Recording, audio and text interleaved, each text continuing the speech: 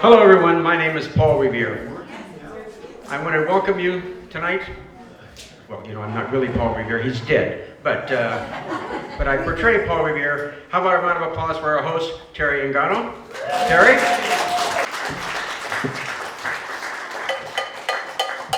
They used cowbells back then. And again, this is a real honor and a treat to be here tonight. And I assume there are probably some people in the audience that know a lot more about Paul Revere than me. But it's such an opportunity, especially in the year of, well, this year, because of the 250th anniversary. I am so happy to be here tonight, and thank you all for coming out. Wow, is there any more seats left? I don't know. One seat left? Okay, there's always room for one more. But, okay. The first thing is kind of a question, and please don't use your cell phones to get the answer. But when was I born and when did I die? That's right there. That's different. 1735. Oh, yeah. You have to guess one of those three. Okay. Only one is right. Okay, show of hands. 1735 to 1818, raise your hand. Okay, hands down.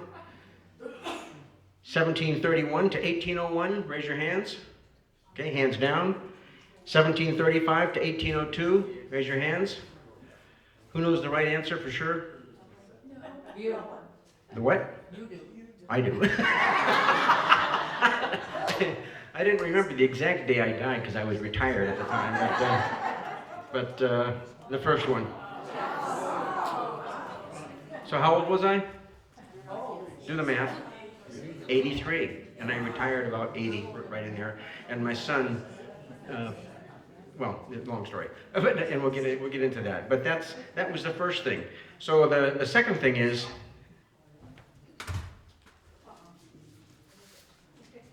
many people think that Paul Revere was mainly just a patriot and he was a silversmith. But these are some of the labels that you'll find in various books. Patriarch, manufacturer, entrepreneur, manager, borrower, networker, researcher, optimizer, disseminator, and dentist. Which one of those do not apply to Paul Revere? No, I'll repeat them again. Which one of these, there's only one. One does not apply to Paul Revere. Well, wait, I'm sorry, no, let me rephrase that. Which one doesn't apply? Patriarch? Of course, a patriarch of his family, certainly. Manufacturer, you all know about that. Entrepreneur, obviously. Manager, borrower, he had to borrow money for his businesses. Networker, he was an amazing networker, we'll get into that. Researcher, he did research like I had to do for this. Optimizer, disseminator, and dentist. Which one does not apply? Dentist. Wrong. He was a dentist also. Trick question. They all apply.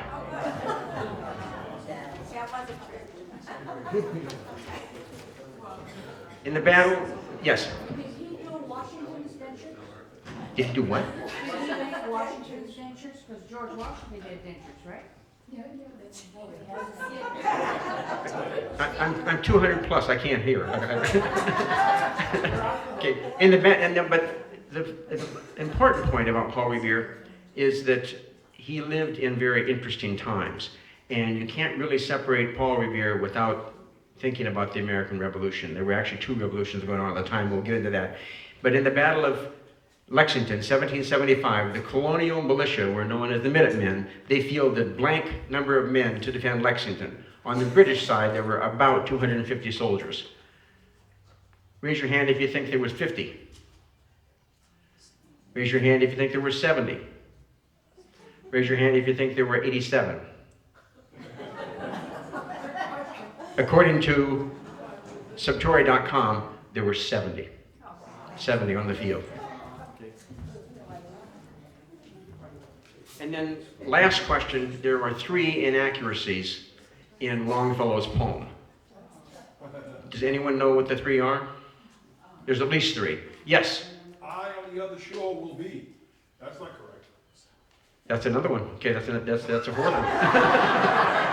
Yes, He wouldn't have said the British are coming.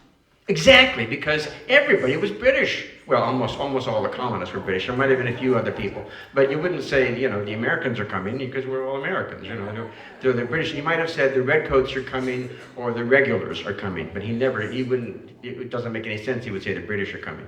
That was another one. Another one. One more. At least one more inaccuracy. Longfellow's poem. Yes. Well, it was close to, I mean, nobody actually knows exactly, but it was close to midnight, about 2 in the morning, various reports. If you read 6 different books, you may get 4 different answers, so it depends. But the one thing that, and yes? Dr. Prescott was not on the date. Can you, again, I'm almost deaf.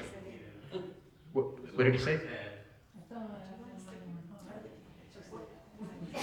Okay, so if the poem was, listen, my children, and take a pause, you'll hear about the midnight ride of William Dawes. Okay. Doesn't work. Now, only because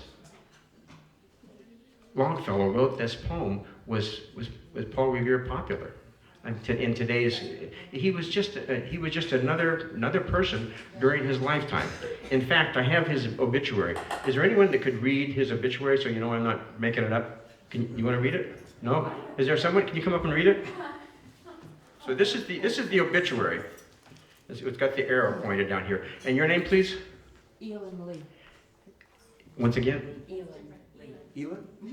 Elin Lee. Okay, Elin, you want to come? You might want to use this step. Oh no, never mind here. Hello. There we go. Okay, it's that right there. That right there. Okay, here we go. But you want to face them. Forgive me. Okay. Cool in thought, ardent in action, he was well adapted to form plans and to carry them into successful execution, both for the benefit of himself and the service of others. In the early scenes of our revolutionary drama, as well as at a later period of its progress, his country found him in one of her most zealous and active... Oh, I'm terribly sorry about this. In the early scenes of our revolutionary drama, as well as at a later period of its progress, his country found him one of her most zealous and active of her sons. His ample property, which his industry and perseverance had enabled him to amass, was always at the service of indigent worth and open to the solicitations of friendship or to the claims of more intimate connections. His opinions upon the vicissitudes of life were always sound and founded upon an accurate observation of nature and an extensive experience. His advice was, therefore, as valuable as it was readily proffered. And I apologize for that. Nope. Oh, do we want... I don't think you need to apologize. How about a round of applause? Did you read my obituary? In my obituary, did you hear one word about the midnight ride? No. Nothing. Not a word.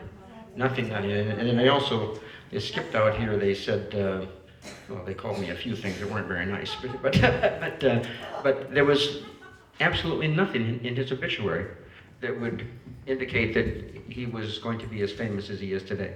So, to start the talk officially, on the 18th of April, 1775, I became a hero. Well, not really. I wasn't recognized as a hero until long after my death, thanks to the poem by Longfellow. But since that is why many of you are probably here tonight, I will start my talk with the beginning that night.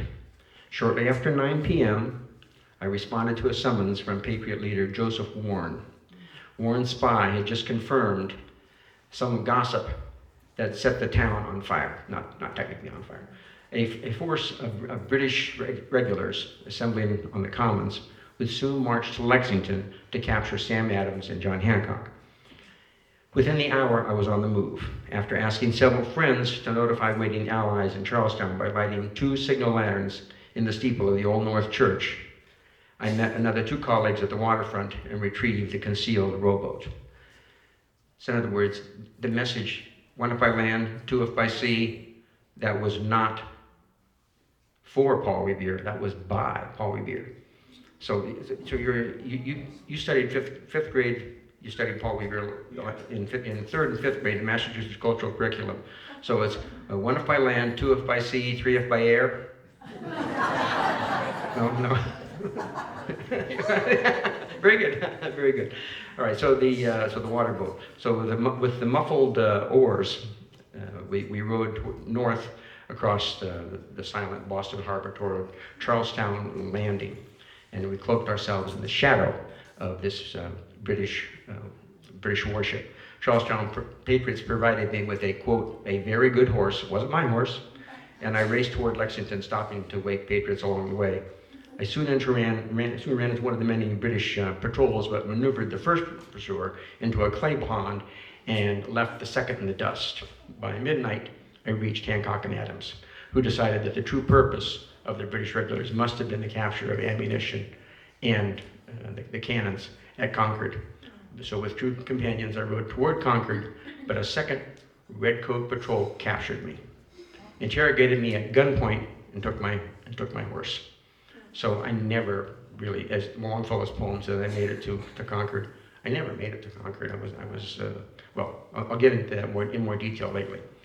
But so I was captured by the redcoats, the militia, whatever, the British regulars, whatever you want to call them, and I bluffed them into thinking that there were hundreds of Minutemen. And as you know, now there were only 70 at the Green. And I told them that the redcoat patrol would, anyway, so they fled the scene, and I returned to Lexington on foot, and I helped Hancock and Adams safely leave the town, and then carried the Hancock's chest of patriotic correspondence to a concealed hiding spot. And if you saw the reenactment a few days ago, you'll see that Paul Revere and this other guy are carrying this chest across, and that was apparently very accurate.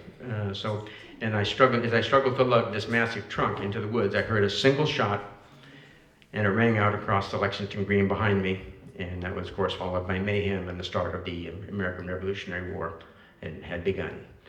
So, again, it's important to remember that without Wadsworth's poem, I'm sure you probably wouldn't even be here tonight. You'd just be another industrialist. But it ensured that I'm the Paul Revere that Americans have come to know and love, and Americans idolize their heroes and use them as markers for national identity. My midnight ride might stand for resourcefulness, mobilization, and courage, but that's not everything. Longfellow simplified and occasionally inaccurate retelling of the midnight ride sidesteps several vital questions. For example, why did Patriot leaders choose me for the mission, and what enabled me to do such a fine job? In a less positive vein, why was I the one carrying the trunk, and everybody else was involved in much more, shooting guns and everything? I was just carrying this darn trunk across the Green. But the answers to those questions we'll get into, but explain my success and failures. I did have failures, and my success lies in my artisan status. However spellbinding the midnight ride might be, it represents only a small piece of the larger story of my life and time. So tonight this is about my life, but also my time during the Revolutionary War, which was amazing. So there was a woman. Supposedly she came back from Paris and she saw the statue of Paul Revere and the horse, and she looked out and she said, "Well, I don't understand. Maybe it's okay to make a statue of a silversmith, of a craftsman, but why the horse?" Because again, people didn't recognize him as in his lifetime.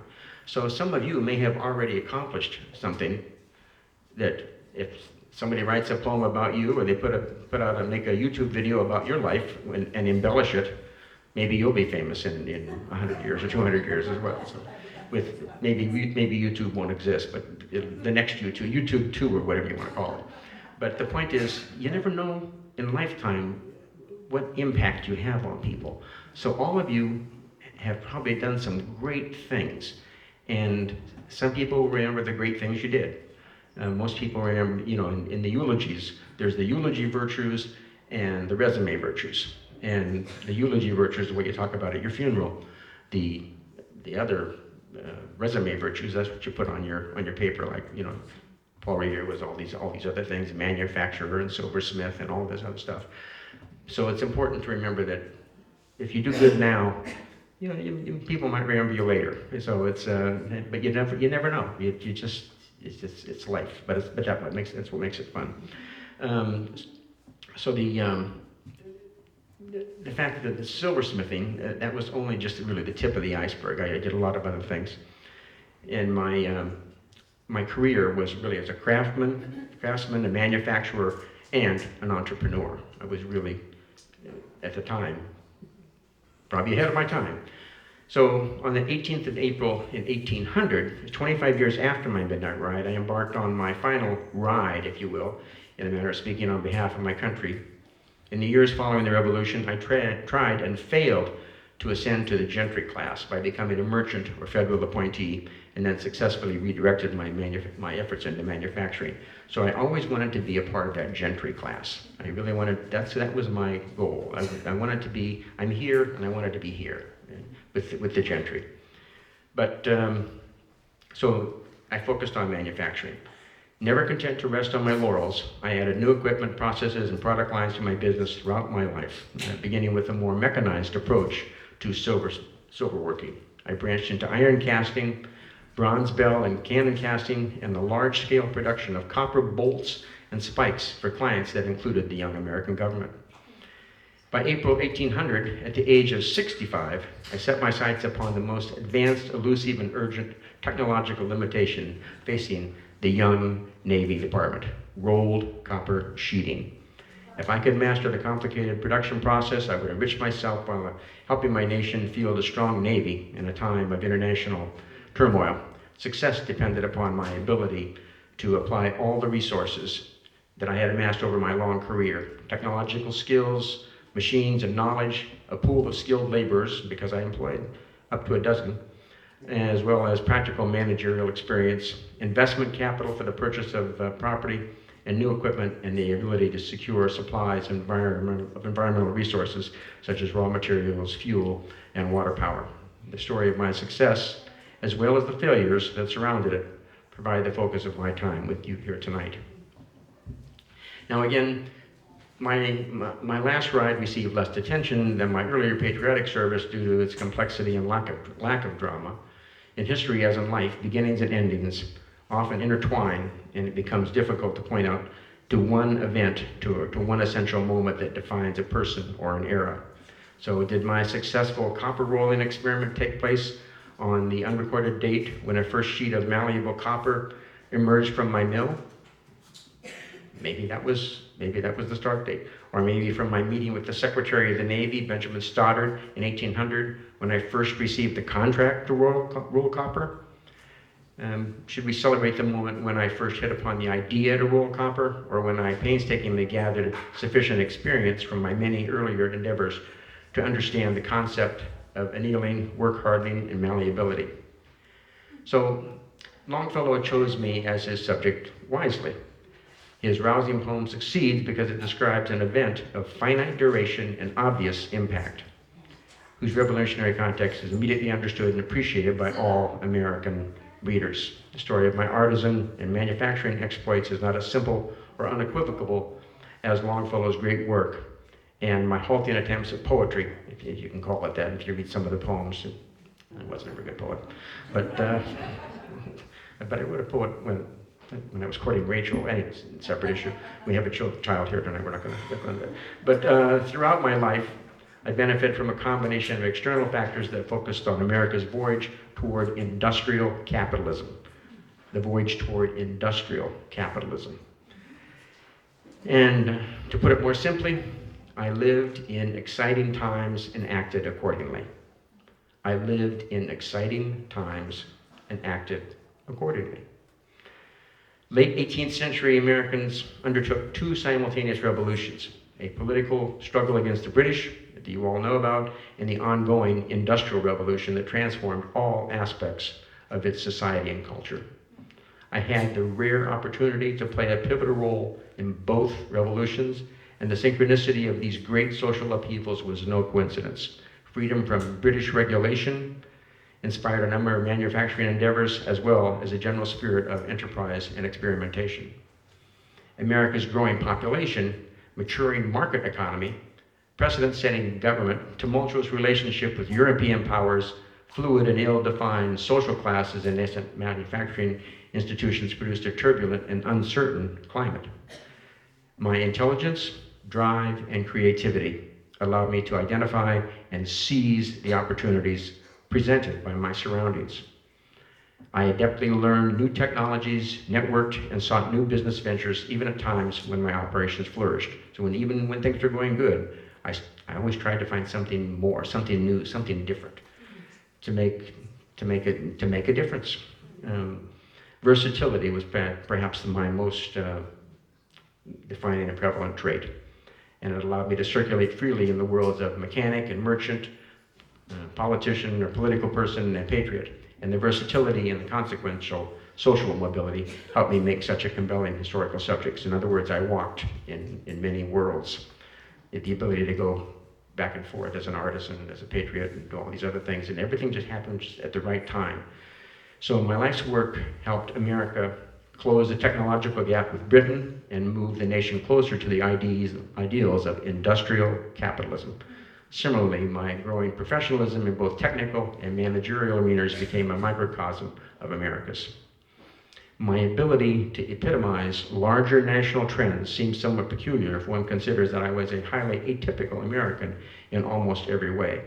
I crafted or manufactured metal goods, and I lived in a large city at a time when most of the country's population practiced agriculture in rural areas. So I lived in Boston, and most of the country was rural. You know, people that lived in Lexington, Concord, and out here, out in central Massachusetts or western Massachusetts. So I hired and managed a relatively large labor force when most workers were self-employed in small shops.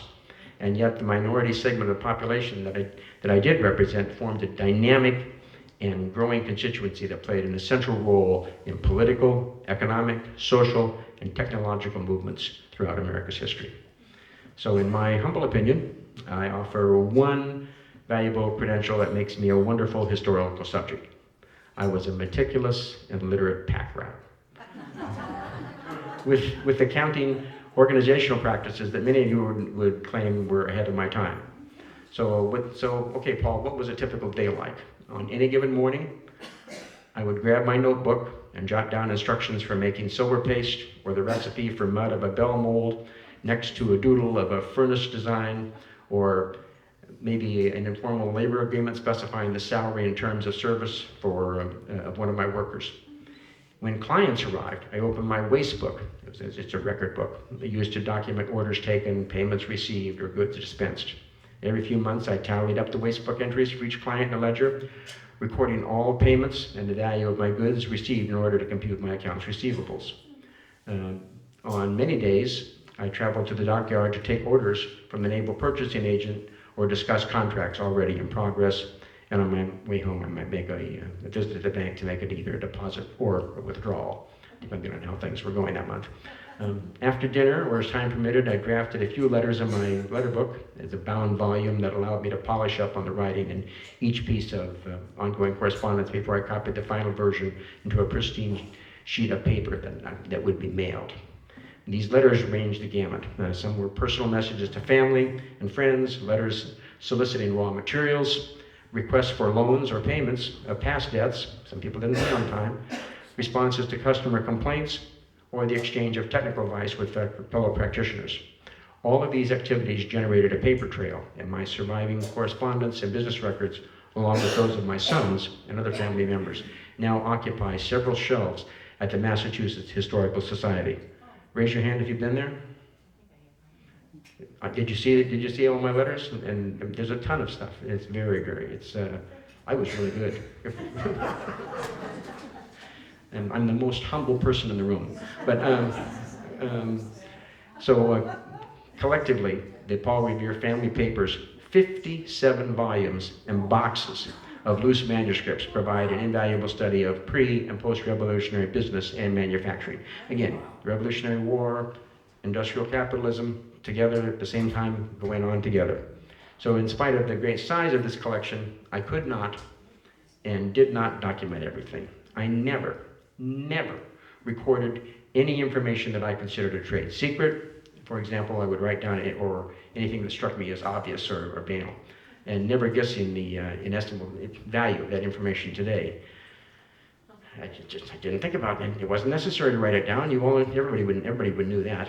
But and I never wrote down anything that was a verbal agreement or a handshake deal. Things were just on handshake. You would shake a person's hand, and that was a bond. You didn't have to do any more than that. You didn't have to get lawyers involved. You shook hands. It was a long time ago. But my surviving records provide the raw material for the study of the larger societal questions, that I couldn't answer at the time. I was too focused on practical matters and too caught up in the turbulent flow of events to grasp the larger picture. Because when you're in it, what's the phrase? You can't see the forest for the trees. I was looking straight ahead at the tree. I was only concerned about what was ahead of me, but I tried to plan for the future. But I became one of the very first Americans to shift from the role of a skilled artisan laborer into the new one of a manufacturing owner-manager. And many of my colleagues attempted to duplicate my success, and some were successful, some were not. But it shines a light on America's late 18th and early 19th century transition from the world of crafts to industrial capitalism. Over my long life, I trained as an apprentice, achieved some fame as a skilled artisan, and began a manufacturing career that resulted in my ownership of a mill complex employing a dozen, or sometimes more, workers. My manufacturing journey was at least as meaningful as my actions in 1775.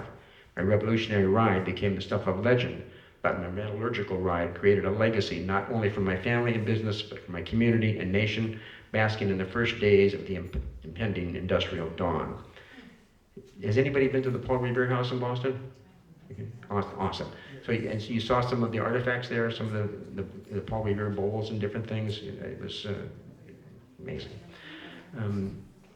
I might have drawn more attention over the years if I fit the classical idealized mold of an inventor, but in lieu of that single labor, I took on a variety of identities. I read them off for you. Patriarch, manufacturer, entrepreneur, manager, borrower, networker, researcher, optimizer, disseminator. Versatile complexity made me an authentic representation of a generation of aging, I was getting older, revolutionaries who all attempted to understand and channel the vast societal changes we unleashed during the age of American pottery industry. But let's not get ahead of ourselves. Before I took on these identities or dreamed of the industrial changes I helped inaugurate, I was a silversmith, proudly carrying on my father's trade and upholding a long-standing artisan traditions. In spite of all my later accomplishment, most 21st century Americans will always picture me as John Singleton Copley chose to capture me on the canvas. I believe I'm the only colonial American artisan ever immortalized in the middle of the creative act. Raise your hand if you've been to the MFA and have seen that picture. Okay. If you look closely, you can, not on this one, no, on the one at the MFA, you'll see there was dirt under my fingernails. Copley, it's an amazing story.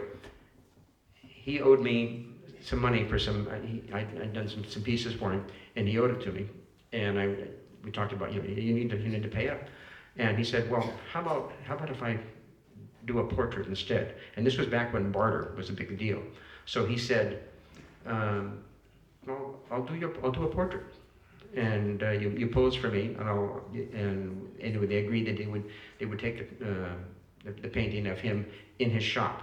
So, and this was so, again, because of a barter. So, one of the most famous paintings, Paul Revere didn't pay a dime, and this survives today.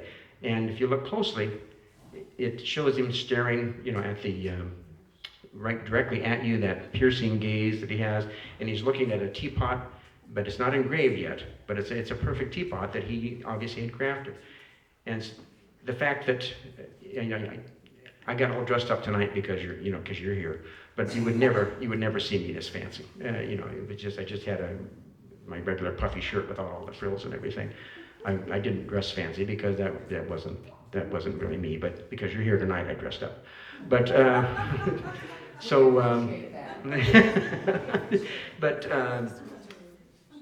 anyway, so there was this great unveiling, and I asked my family to come around, and they had, I did the drape and the whole bit, and my family is there waiting to see this portrait that I posed for. It took a lot of time. He was very painstaking. He was very careful in how he, every detail was captured, and the eyes straight on, and so I was pretty proud. And so I unveiled it, and my I don't know how to say this politely, but my family hated it. Because it was this. Other people, typically portraits were of the well-to-do and depicted the calling and reputation of other upper class subjects, and merchants posed in front of dockside windows that showcased their sailing ships, and generals wore gilded swords at the scenes of famous battles, and statesmen gestured at scrolls or held books. I held up a teapot, but it shows that I was an artisan, a craftsman, which, again, I wanted to be here, I was here. And all my life, I tried to do that, but I was a craftsman. Okay. However, at the time, silversmith subjects, they weren't. They weren't the gentry. There was a class. So if you go to the MFA, you can see that the Museum of Fine Arts, I'm sitting at the table with my white shirt in contrast with my dark background. My right hand supports my head, and my left hand holds the teapot, which lacks the engraving. So as with Copley's other surviving works, the execution is pretty dazzling. And if you've seen this, it's one heck of a painting. But my teapot is flawless and shiny. My hands are strong and graceful, and it's certainly one of the few and surviving illustration of colonial artisan at work, representing the pinnacle of Copley's talents. So he's known a lot for that painting. A lot of people remember Copley because of my painting. So anyway, the family of a late 18th century artisan would view the portrait differently, and it would. Again, I wasn't dressed in elegant clothes. It was just in my everyday work clothes that I would work in every day at my shop. So I was very fortunate that I was able to make that negotiation. I didn't pay a dime for the painting. I was pretty proud of that part. So going on, my family, they just couldn't get over why I wasn't portrayed as a gentry or something. But that wasn't me. Copley captured the real me, and if someone paints your portrait, you can see it in the eyes. You look at the painting, you go, that's Paul Revere. But long before my midnight ride, I began working with silver and other metals. But before beginning my apprenticeship, I came into age in colonial Boston. I was a child of French and English descent.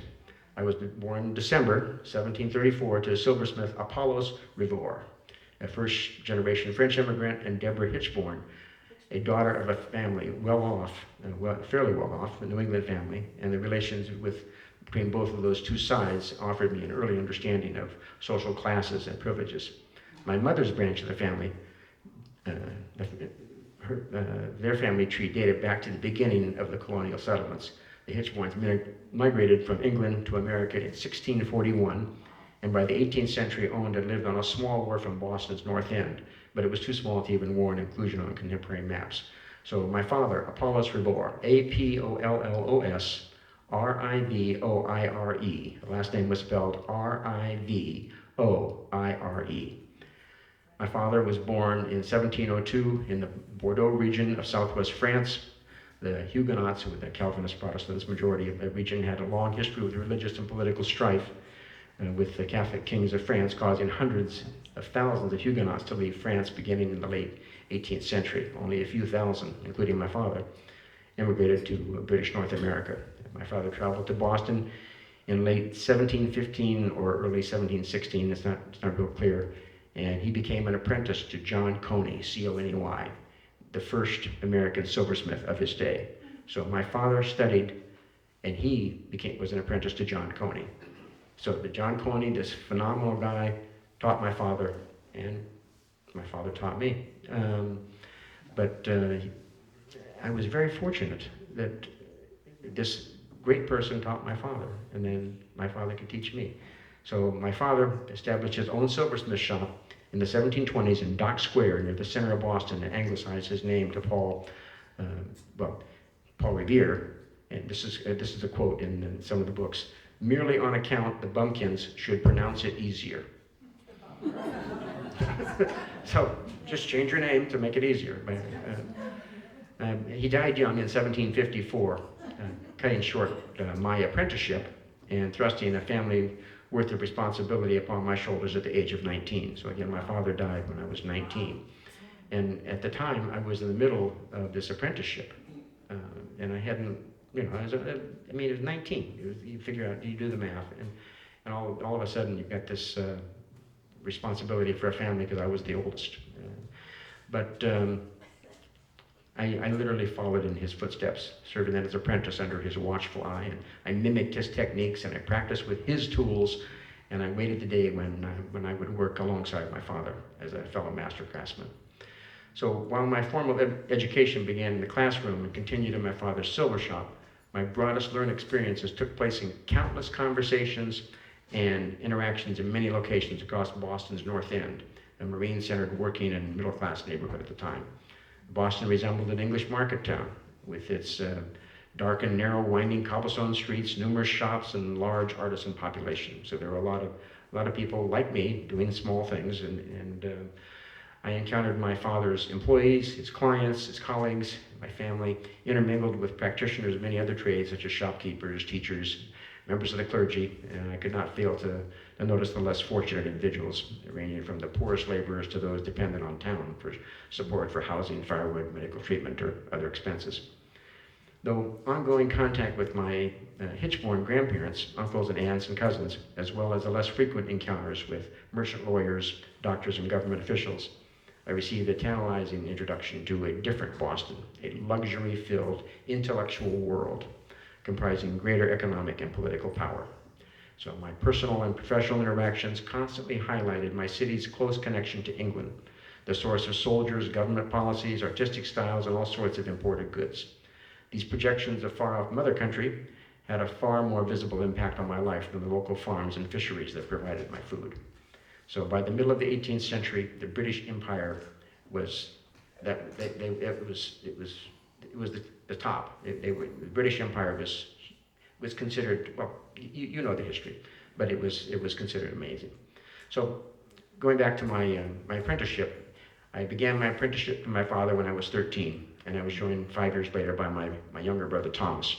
And there's not a single surviving record that describes my apprenticeship or my experiences as a youth. So I'm not going to tell you. But I received my classroom education at Boston's North Riding School before starting my formal apprenticeship training, unlike the more prestigious Boston Latin School. Everybody knows Boston Latin, you still know it today. Curriculum was oriented towards upper-class children. The North Riding School focused on reading, writing, ciphering, and manners. I began my silvership apprenticeship with routine duties, cleaning the shop, collecting silver dust and filings for reuse, and tending the fire, and my responsibilities increased as I grew more skilled.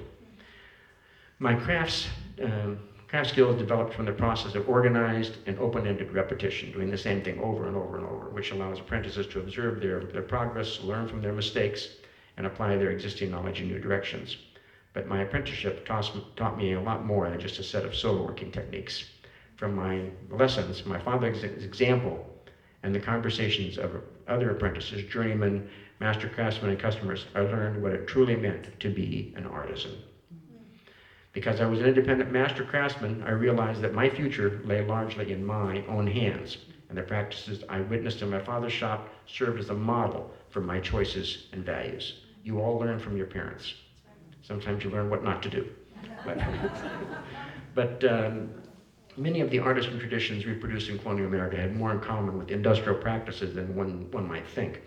Initially representing the early onset of certain proto-industrial practices, in particular the use of wage laborers, the division of labor among different skilled and unskilled workers, and the subcontracting of labor among different shops based on their specialties. While not common, it occurred with increasing frequency. My later manufacturing career built heavily upon these practices, and I benefited from many of the businesses and management customs that began in artisan shops. So these small shops, it was a self-contained business, and you learned a lot. And if you didn't learn, you didn't eat. It was pretty simple. More than a quarter of a century later, I wrote the only surviving mention of my father's passing in a letter to my cousin in France, and you'll find this in the NFA. My father was a goldsmith. He died in the year 1754. He left no estate, but he had a good name and 7 children, 3 sons and 4 daughters. I was the eldest son. I learned this trait of him and have carried on the business ever since. That's what I wrote about my dad, which is, if you think about it, it's pretty nice. So he learned a lot.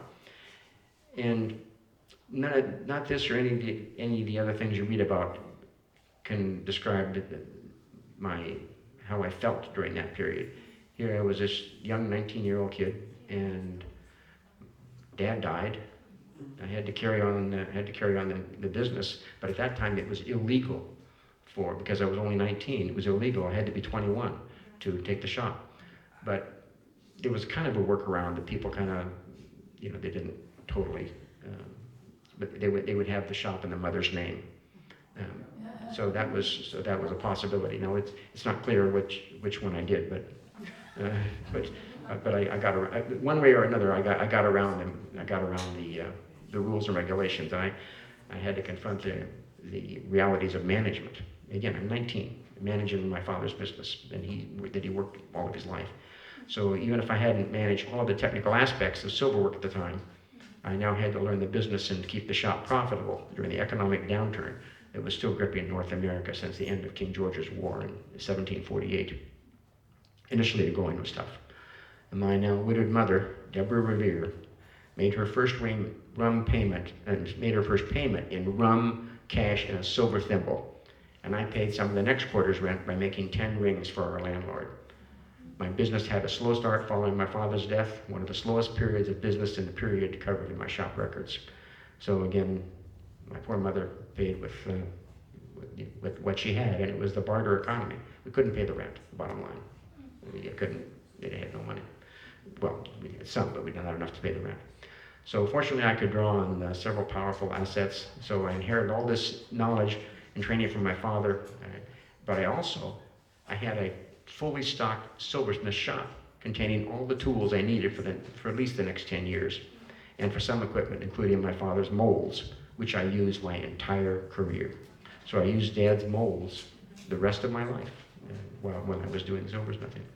So unlike most artisans who had to work for years to save up enough money to set up their own shop, I avoided the journeyman stage, and I benefited from my father's network of business connections as well, and other customers and merchants, and in some cases the categories meld. For example, Boston merchant Benjamin Green both supplied and bought from me and my father. So I had those business connections from my dad.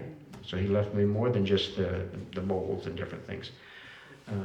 My father recorded sales to neighbors, Hitchborn relatives, the friends, loyal clients, and I benefited from many of these. I built my own base.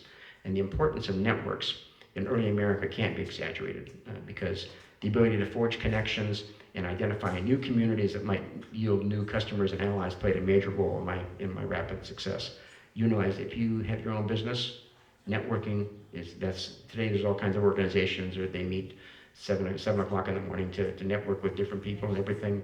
So networking was huge back then. It's still huge today. It's important today as well.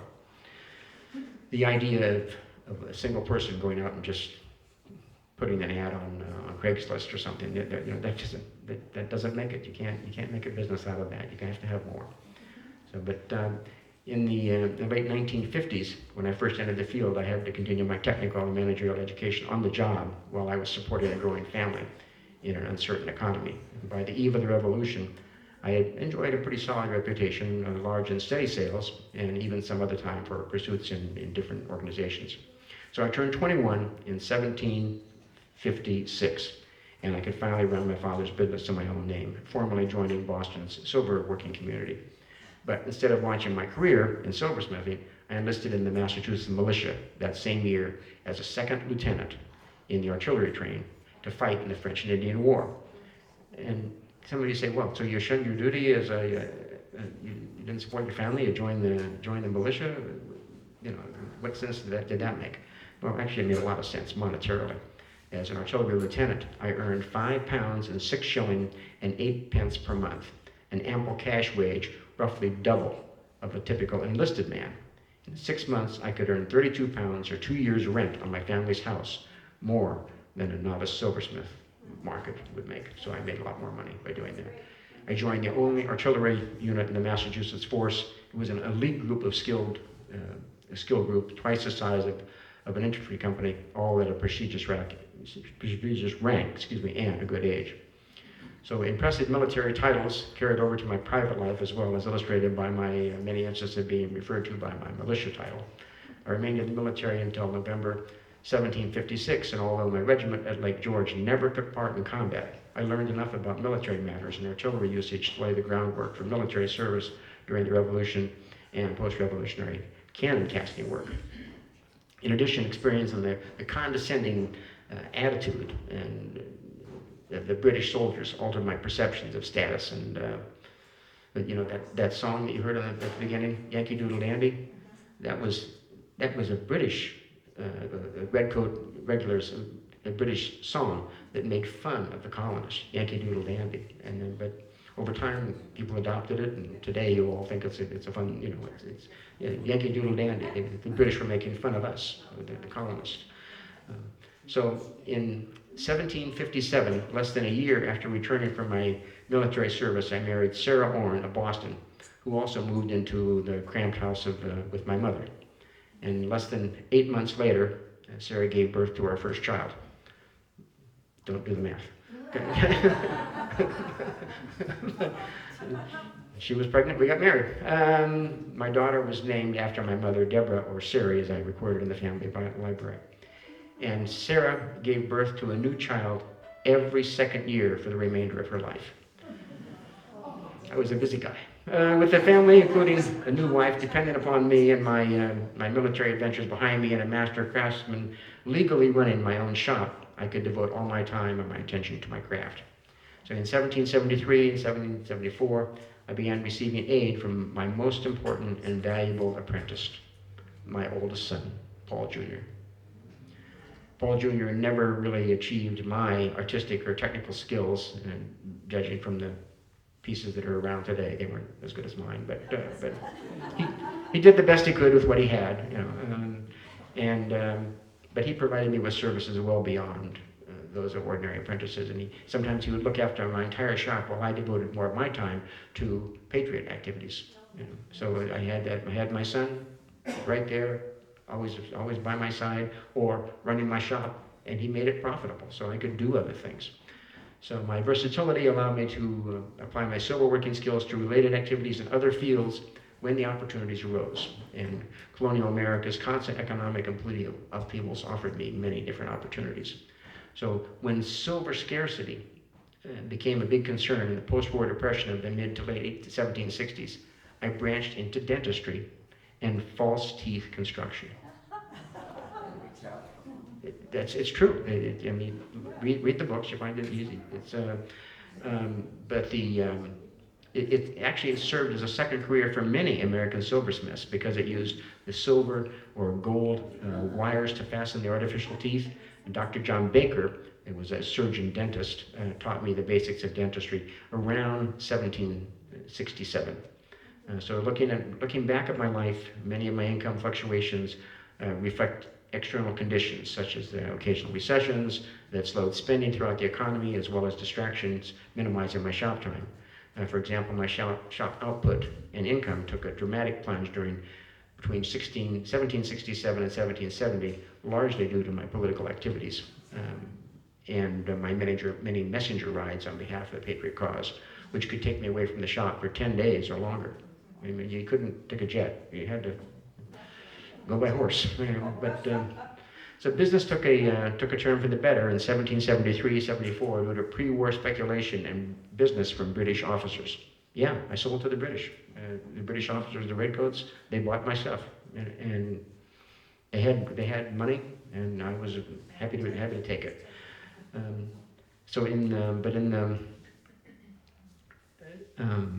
In the midst of this increasing, there were times when I didn't have money. In increasing financial security, I lost my wife Sarah in May 1773, 5 months after she gave birth to little Asana. So you can imagine my fears as I faced the prospect of raising and supporting my children and my elderly mother alone. But I was no stranger to hardship, and ever practical, and I understood that life must go on. I returned to Silversmith working a week later and resumed my community activities, and I found love again. Within a few months, I started courting 27-year-old Rachel Walker, whom I married in October 1773. And the courting process even included a little poem that I wrote to Rachel, and I was always frugal, so it was on the back of a bill. So you can read that poem, and you can judge for yourself that I was not a great poet. But she liked it, and she married me. So if you do the math in history, 8 children with my first wife. She died. 8 children with my second wife.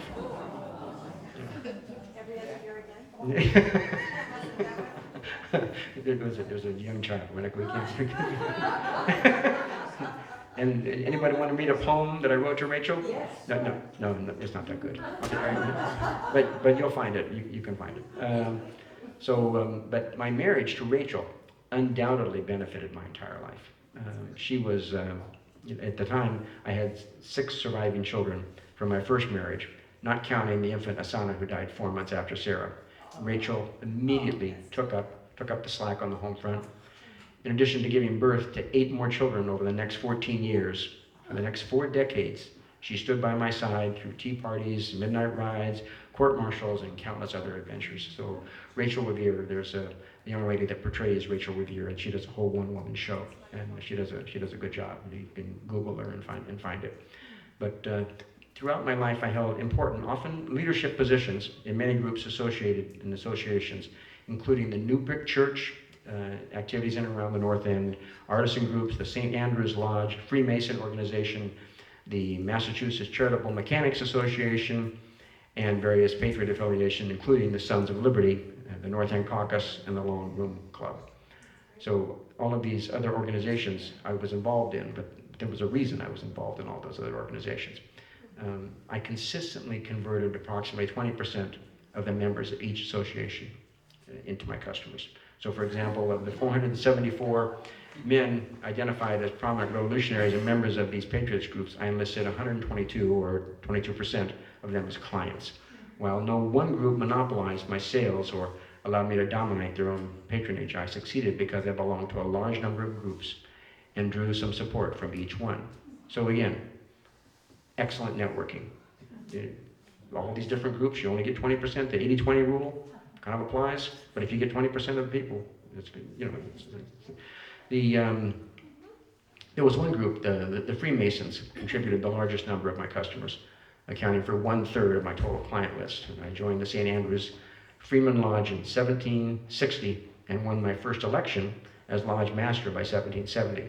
So early colonial Masonic organizations catered to the highest echelons of society and emphasized the elite privileges their members expected.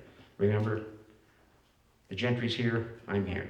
I always wanted up there, All I want is my share and a little more.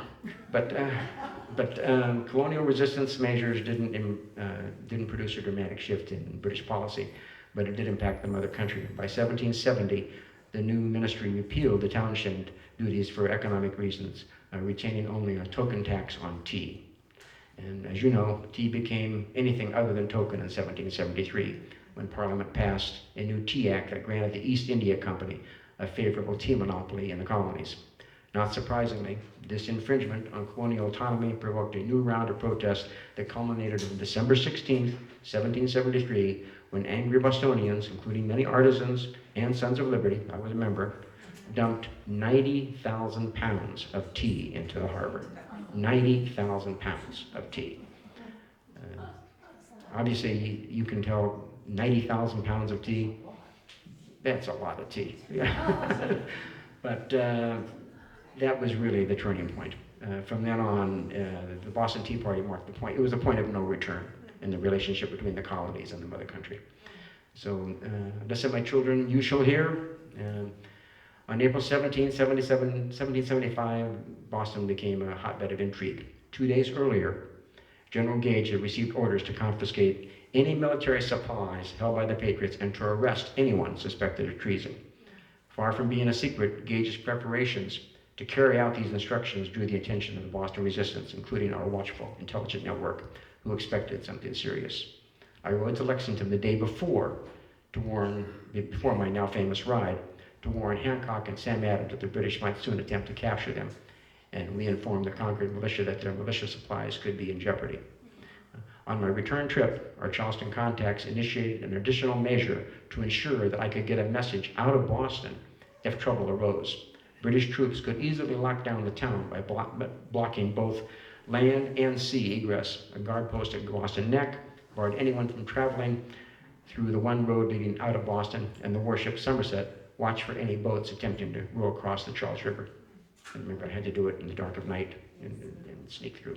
I had a plan to circumvent these impediments if needed to escape from Boston, but just in case, for we were apprehensive it would be difficult to cross the Charles River or get over Boston. I told a group of patriots in Charlestown to watch for two signals hung on the old North Church. One lantern meant the British troops would march through Boston Neck, and two lanterns meant they planned to cross. Well, this other guy named Kevin Driscoll, when he was in school in Nebraska, he would hear about stuff like Paul Revere, and he would hear one if by land, two if by sea. Kevin Driscoll never made the connection. I said, one if by land, two if by sea. Well, they came in the ocean. What would the ocean have to do with it? Now you all probably, you were born here, you know, or some of you were born here. You know that when he said the sea, what was he referring to? The Charles River. Yeah, the Charles River. It wasn't the sea. I thought it was an ocean. There's no seas. Anyway. So that was that Kevin Driscoll. It was an interesting time. So General Gage, obviously, most of you know all about General Gage. He was a bully. So I have a song here called The Bully Song, but we won't get into that. General Gage tipped his hand on the evening of April 18th when a large force of soldiers marched to the Boston Common while signaling others prepared a number of boats signaling a Charles River embarkation. At 11 p.m., Patriot leader Joseph Warren summoned me and his Masonic brother and friend and asked me to slip past the British and make sure Hancock and Adams left Lexington before the soldiers arrived. And thus it began. So earlier I gave an overview of my actual midnight ride, starting with my successful escape from Boston by rowboat into Charleston, where I mounted a very good horse around 11 p.m. and headed to Lexington by way of Medford. In spite of the need to outmaneuver a small British patrol and alert important Minutemen in many houses along the way, I made excellent time and reached Lexington around midnight to warn Hancock and Adams of the approaching soldiers, completing the first phase of my mission. Soon after that, I met up with William Dawes, a tanner whom Joseph Warren had also dispatched on the midnight ride via the slightly longer land route out of Boston. We headed to Concord to complete our task, the protection of the military supplies there, and joined by Dr. Samuel Prescott, a third Patriot writer familiar with both the roads and the residents of the Lexington-Concord area. We stopped on the road to Lexington only to be stopped by a large British patrol who captured me, while Dawes and Prescott escaped. Of the three of us, only Dr. Prescott arrived in Concord to warn the militia. Alone in enemy hands, I demonstrated why I was trusted by the Patriot leaders. In my own words, I described the interrogation, and this is a quote on page 77. These are the words, the exact words, supposedly, of Paul Revere, according to this. One of them, who appeared to have the command, examined me, where I came from, and what my name was. I told him. He asked me if I was an express. I answered in the affirmative. He demanded what time I left Boston. I told him and added that their troops had catched aground in passing the river and that there would be 500 Americans there in a short time, for I had alarmed the country all the way up. He immediately rode toward those who stopped us when all 5 of them came down upon a full gallop.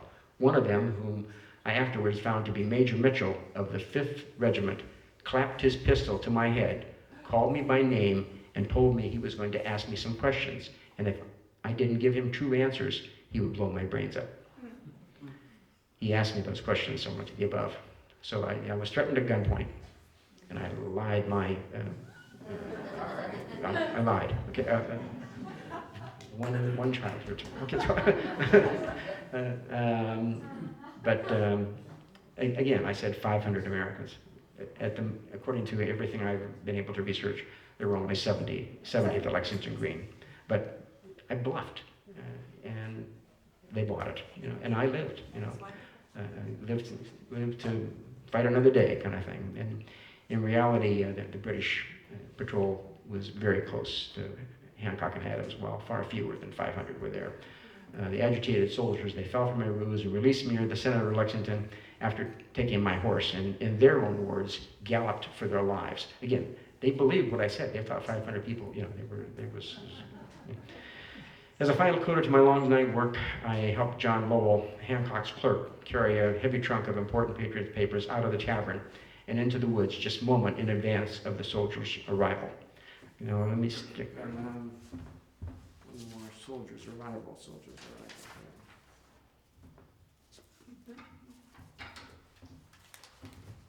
Okay.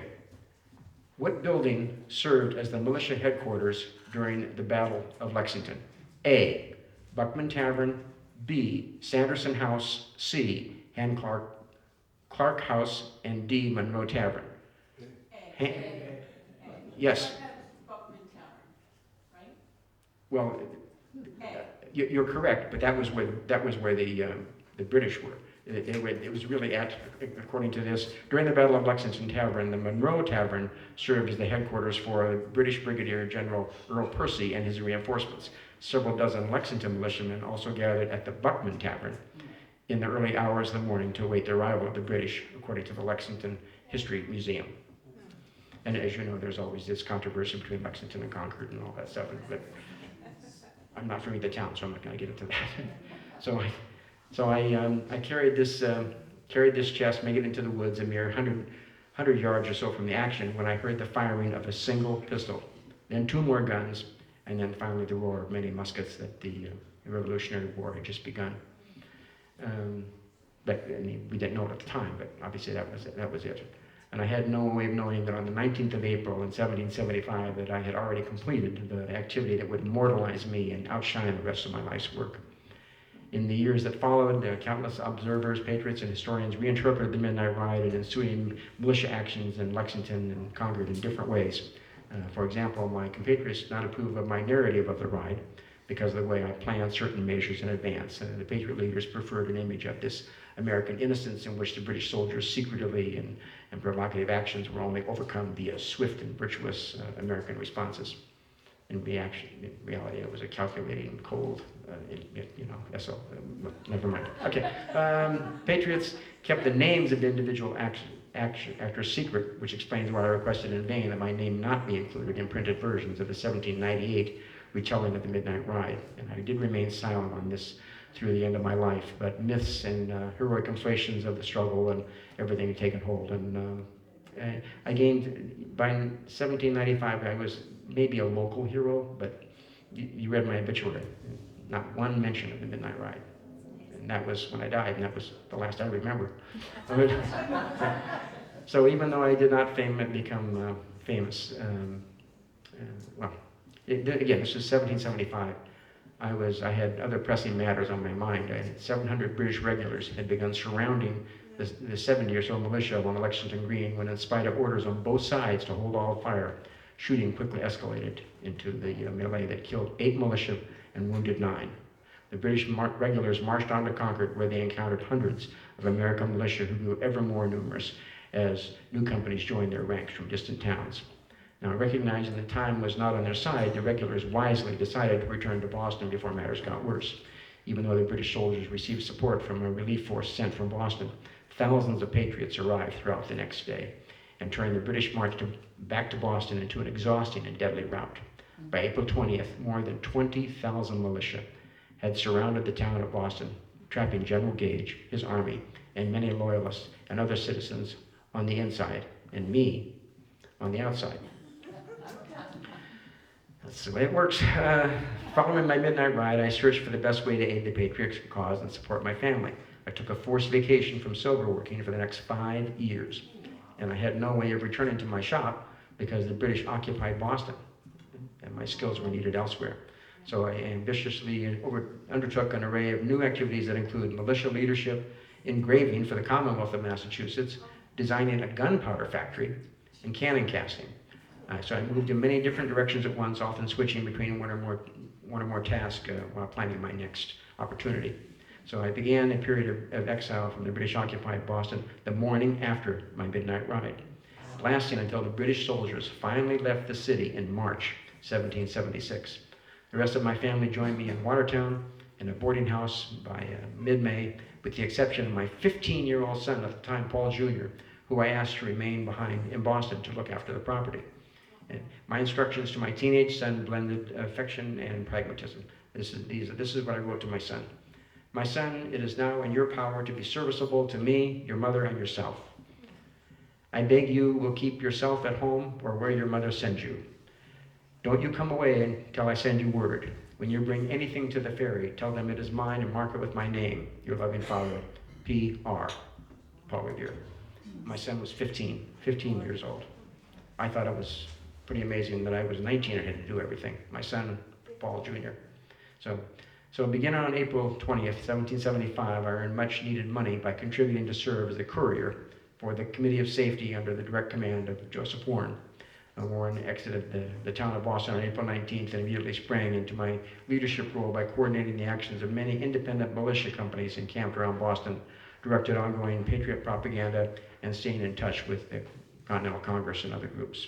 My services as a resourceful and experienced courier led great benefits to the overworked Warren. I lobbied for an artillery officer appointment shortly after the start of the siege of Boston, again showcasing my high aspirations.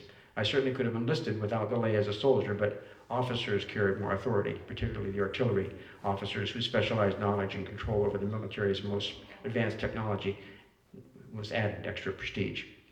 Becoming an officer, however, was easier said than done, and the military recruiting system did not follow merit-based guidelines. No matter how good you were, there was this tradition, if you will.